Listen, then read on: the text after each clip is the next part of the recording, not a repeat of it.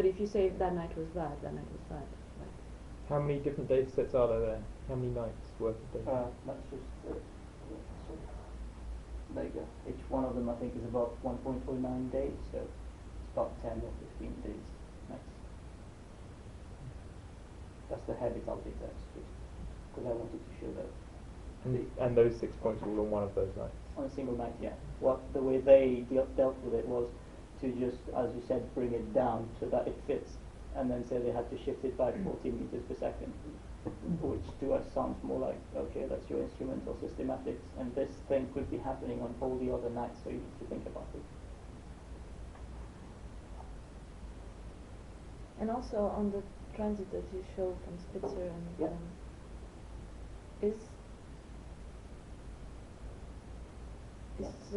Isn't that just a phase that is not really being accounted on when you consider the eccentricity to be 0.05?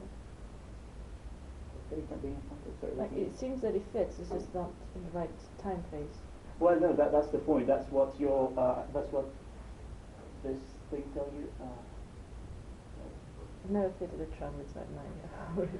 Yeah, no, how that Wallenquist equation that it's what this one tells you. It says that the dip should shift in phase, or in time, whichever way you want to look at it. Just because if you have a circular orbit, but you're measuring the times, right? You measure times, yeah.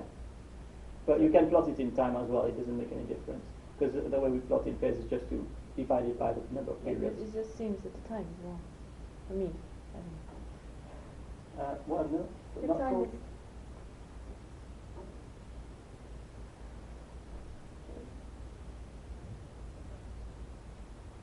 For which one are we talking about? the one on the right side. Right side. For the third plot, it just seems that there's a shift in the phase, no? Yeah, and it is just very flexible. And then the counting eccentricity. Okay. Because if eccentricity is zero, you measure your time relative to the primary eclipse. Yes. So if the eccentricity is zero, it's exactly It's halfway. It's just halfway across. But if it's eccentric, then it might take a different amount of time to get there. That's why the residuals go down and then they go up. Okay, the way to shift this line to the point is just changing it. The way to do it is you have to change eccentricity. If you change the eccentricity, you shift that line to the left. That maybe Not was missing that you necessarily, can't because change the the time first- because you have the primary eclipse that's very well measured. It's not shown here, but Okay. we also have the cartoon here with that No, I text. understand Yeah, that. sorry, is that one? Okay. Okay. So this is the secondary eclipse we're looking at, sorry. Yeah. So the first part and the third are the same.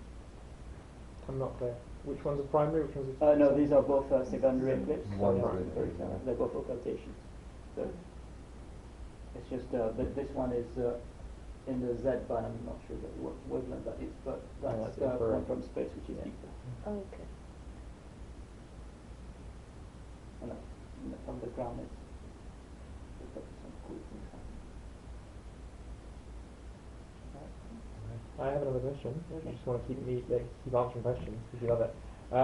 Can I, with a transit alone, tell if I have an eccentric orbit which just happens to have its primary axis aligned with my line of sight? Can you from If I have the these two from transit then? from a transit alone, Yeah. can I tell if I have an eccentric orbit which just happens to have its whatever the hell that thing's